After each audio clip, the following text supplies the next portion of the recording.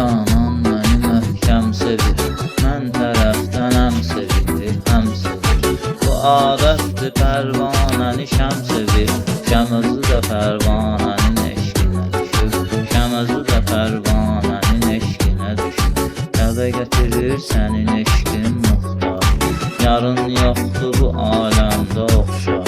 Bülbül sevər gülü həm çəmənzarı, bayquş da viranənin eşqinə düşür, şair də cananənin eşqinə düşür.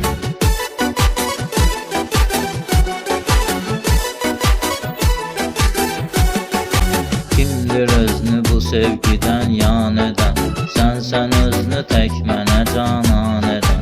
Xoşun gəlir deyə meyxanədən, şair də meyxanənin eşqinə düşüb, şair də meyxanənin eşqinə düşüb, şəməmşə pərvanənin eşqinə düşüb.